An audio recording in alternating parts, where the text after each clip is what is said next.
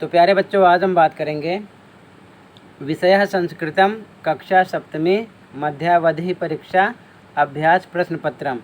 कक्षा 7 के लिए प्रोवाइड किया गया मिड टर्म एग्ज़ाम 2022 से 23 के लिए सैम्पल पेपर के सॉल्यूशन के बारे में। ठीक है, आपका एग्ज़ाम यानी आपका पेपर 60 नंबर का होगा। आपको 2.5 घंटे का टाइम मिलेगा। ठीक है, उसके बाद में आपके क्वेश्चन पेपर को 4 पार्ट में डिवाइड किया जाएगा।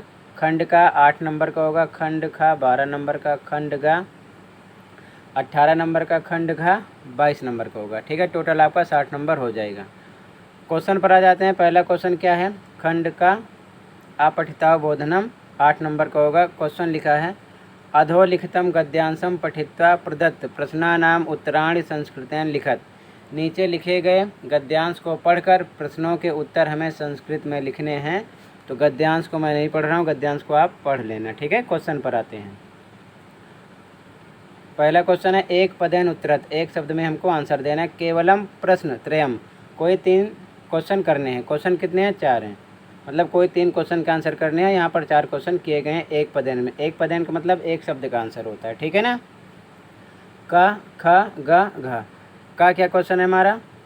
का लिखा है, विद्यालयस्य पूर्व भागे किम अस्ति, विद्यालय के पूर्वी भाग में क्या है। तो इसका आंसर देखो, ये लिखा है, विद्यालयस्य पूर्व भागे एकः पुस्तकालयः अस्ति, विद्यालय के पूर्वी भाग में एक पुस्तकालय है। तो मतलब एक शब्द का केवल मेन आंसर लिखना है। क्या लिखोगे? पुस्तकालयः।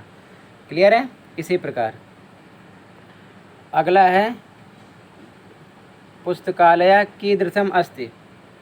तो इसका आंसर यहाँ पर है, पुस्तकालयः वातानुकूलितम अस्ति। तो एक शब्द का केवल आंसर देना है, वातानुकूलितम। ठीक है, तो आप एक पदेन के 4 क्वेश्चन है, क, ख, ग, घ। चारों के पहले आंसर की में आंसर डायरेक्ट देख लो। ठीक है ना, फटाफट लिखते चलना और बाद में तैयारी कर लेना। ओके, तो ये एक पदेन का उत्तर है। का आंसर है, खा का आंसर है, ग का आंसर है और ये घ का आंसर है। क्लियर है? एक पदेन के चारों आंसर हो गए। ठीक है ना, कोई 3 इनमें से करने थे। अगला क्वेश्चन देखो। अगला क्वेश्चन है, पूर्ण वाक्यन उत्तरत केवलम प्रश्नम एकम, कोई एक प्रश्न करना है। तो पूर्ण वाक्य में पूरी लाइन लिखिए, जैसे छात्रा किमर्थम पुस्तकालय आगच्छन्ति। ठीक है, तो इसका आंसर देखो, इसका आंसर यहाँ से मिल रहा है।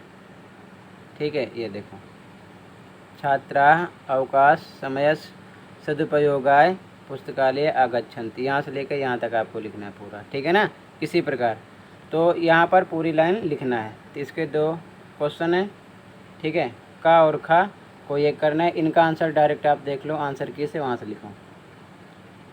तो पूर्ण वाक्यान का ये आंसर है। ठीक है, का आंसर है और ये खा का आंसर है। ठीक है, यहाँ से आप नोट कर लो। आगे देखो, थर्ड क्वेश्चन फर्स्ट का, जो फर्स्ट का थर्ड क्वेश्चन है उसमें हमें ऑप्शन दिए गए हैं विकल्प। ठीक है, राइट आंसर चूज़ करना है। तो ये फर्स्ट क्वेश्चन, ये सेकंड क्वेश्चन, जैसे कि फर्स्ट में पर्याय पदम पर्यायवाची शब्द लिखना है, दूसरे में विपरीतार्थकम मतलब विलोम शब्द, तीसरे में विशेषण पदम। ठीक है ना, और उसके बाद में अगला क्वेश्चन है, फर्स्ट में ही हमें शीर्षक लिखना है। क्या लिखना है? शीर्षक। ठीक है, तो फर्स्ट के आंसर देख लो, थर्ड में जितने बच रहे हैं। तो ये फर्स्ट का थर्ड का आंसर है। थर्ड में का आंसर, खा का आंसर, गा का आंसर। ठीक है, और शीर्षक में चाहे पुस्तकालय लिखो चाहे अस्माकम पुस्तकालय। ठीक है ना, दोनों में से कोई एक लिख दो, टाइटल का मतलब शीर्षक हो जाएगा। तो फर्स्ट का पूरा आंसर कंप्लीट हो गया। ठीक है, अब देखो सेकंड क्वेश्चन। सेकंड क्वेश्चन है, हमें नीचे मंजूषा में कुछ पद दिए गए हैं, उसके अकॉर्डिंग चित्र को देखकर हमें क्या करना है? लाइन बनानी है। लेकिन उन सभी लाइन में जो शब्द ये दिए गए हैं इनका उपयोग होना चाहिए। ठीक है, और फिर अथवा में भी दिया गया, अथवा में क्या बताया जा रहा है, अथवा में यहाँ पर बताया जा रहा है, या फिर मम परिचय लिख दो। ठीक है ना, मम परिचय। ठीक है ना, 5 लाइन लिखनी है। क्लियर है? तो ध्यान से देखो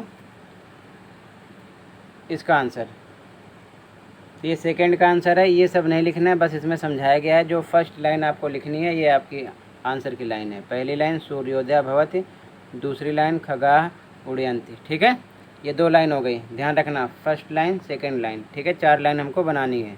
ठीक है, आगे देखो, और ये थर्ड लाइन है, नदी प्रवाहति। ये फोर्थ लाइन है, वृक्षः अस्ति। और ये 5 पुष्पाणि विकसन्ति।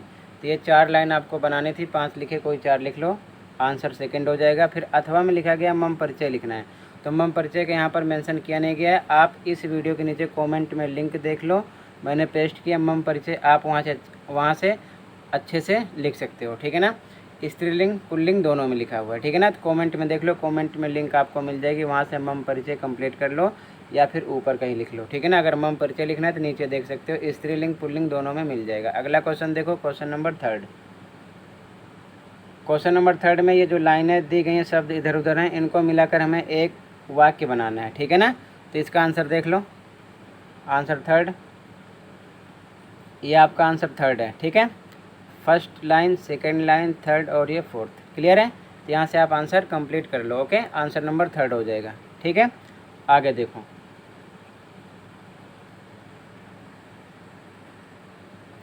अब यहाँ पर क्वेश्चन नंबर 4 है, ठीक है ना। हमें यहाँ पर विभक्ति लिखनी है, ठीक है, कौन सी विभक्ति है, ठीक है। तो इसका आंसर देख लो 4 का। 4 में first, second, third, fourth, fifth, 5 question है, ठीक है। आंसर नंबर 4 देखो, ये आंसर नंबर 4 है, ठीक है। जैसे मतया, इसमें प्रथमा विभक्ति है, शिक्षाये इसमें चतुर्थी, मनोरमया तृतीया, सर्वेशम षष्ठी और वारिसु सप्तमी, ठीक है ना। ये इनके आंसर लिखे गए, यहाँ से आप लिख लो, ओके। अगला क्वेश्चन देखो, क्वेश्चन नंबर 5।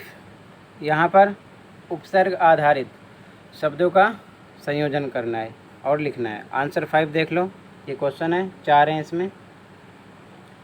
ये आंसर 5 का आंसर है, ये खा का आंसर है, ये गा का आंसर है और ये घा का आंसर है। आंसर नंबर 5 है, क्लियर है।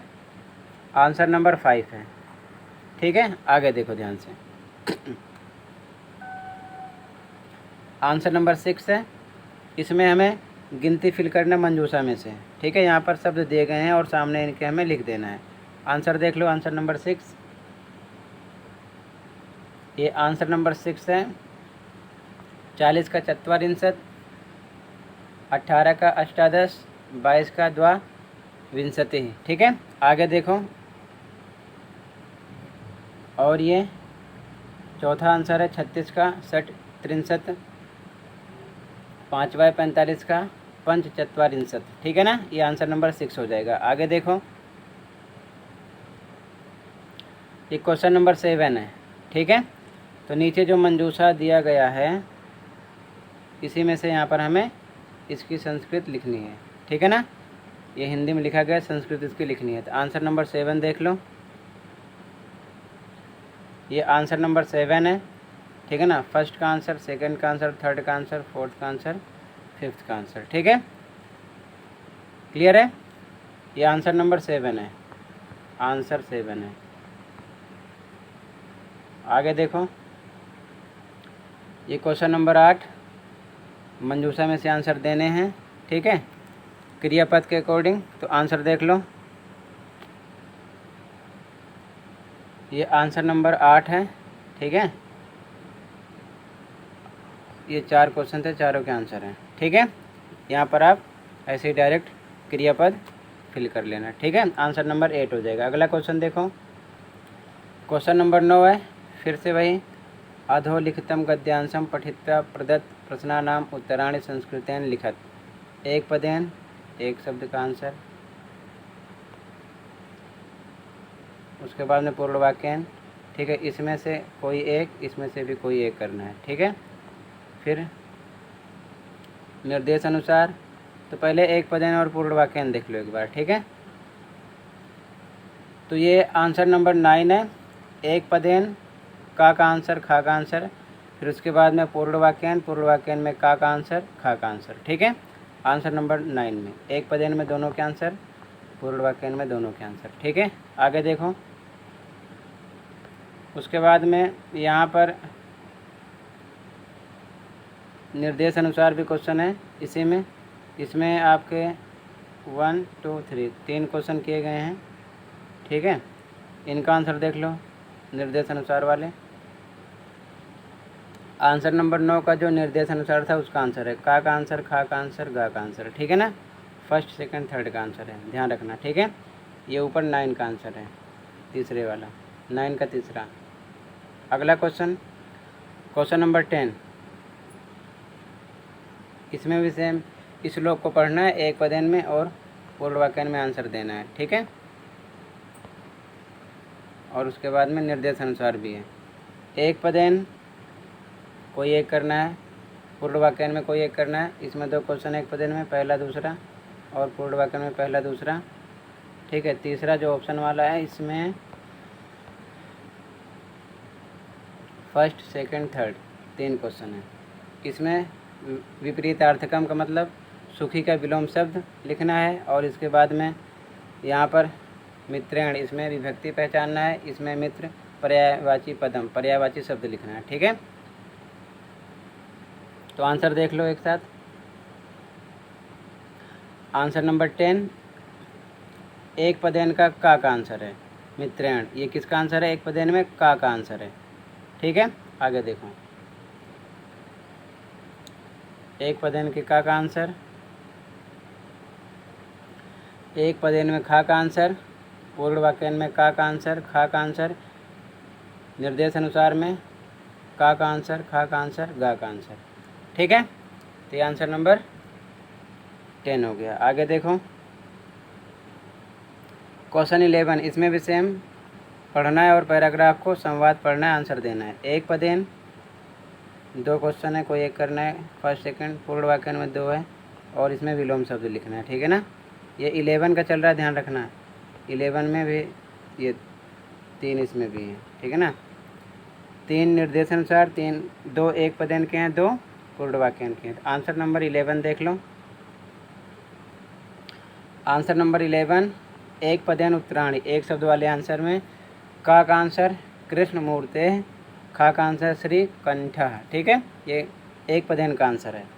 आगे देखो, ये 11 का ही पूर्ण वाक्य उत्तरायणी, ठीक है ना। ये का आंसर है, ये खा का आंसर है। निर्देश अनुसार में का आंसर, खा का आंसर, गा का आंसर, ठीक है। ये टोटल 11 का है। अगला क्वेश्चन देखो,